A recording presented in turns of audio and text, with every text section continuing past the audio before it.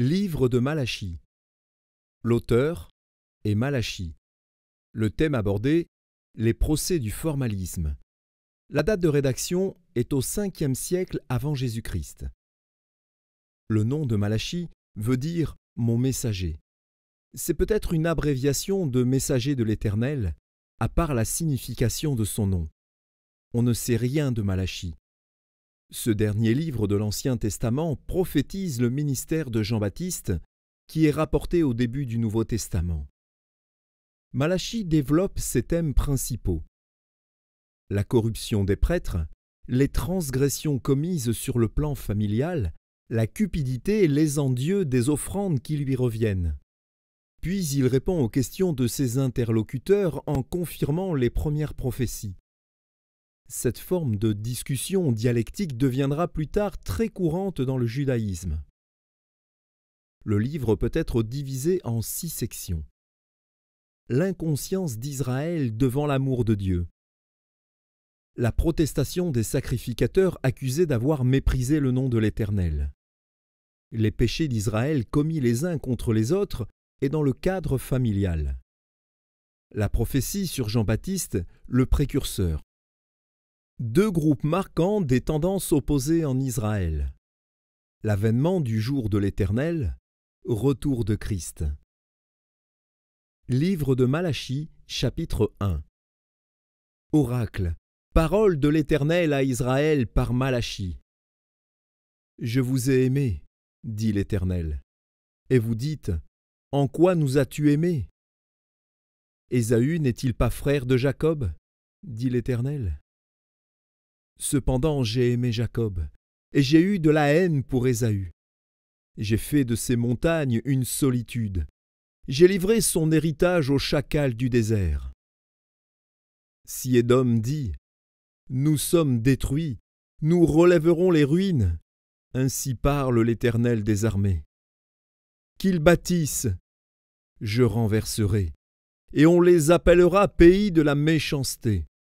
Peuple contre lequel l'Éternel est irrité pour toujours. Vos yeux le verront, et vous direz, grand est l'Éternel par-delà les frontières d'Israël. Un fils honore son père, et un serviteur son maître. Si je suis père, où est l'honneur qui m'est dû? Si je suis maître, où est la crainte qu'on a de moi? Dit l'Éternel des armées à vous, sacrificateurs, qui méprisez mon nom, et qui dites, « En quoi avons-nous méprisé ton nom ?» Vous offrez sur mon autel des aliments impurs, et vous dites, « En quoi t'avons-nous profané ?» C'est en disant, « La table de l'Éternel est méprisable. » Quand vous offrez en sacrifice une bête aveugle, n'est-ce pas mal? Quand vous en offrez une boiteuse ou infirme, n'est-ce pas mal? Offre-la donc à ton gouverneur. Te recevra-t-il bien?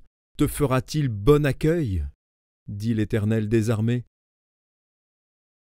Priez Dieu maintenant, pour qu'il ait pitié de nous. C'est de vous que cela vient. Vous recevra-t-il favorablement? Dit l'Éternel des armées.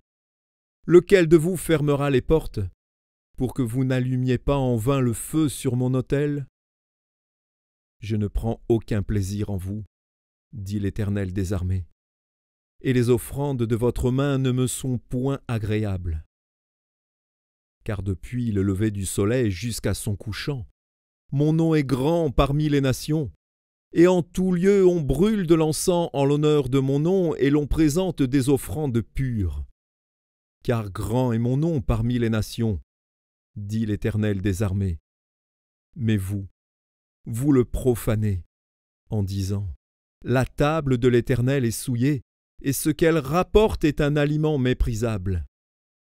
Vous dites, quelle fatigue, et vous le dédaignez, dit l'Éternel des armées. Et cependant vous amenez ce qui est dérobé, boiteux ou infirme, et ce sont les offrandes que vous faites. Puis-je les agréer de vos mains, dit l'Éternel? Maudit soit le trompeur qui a dans son troupeau un mâle, et qui voue et sacrifie au Seigneur une bête chétive. car je suis un grand roi, dit l'Éternel des armées, et mon nom est redoutable parmi les nations.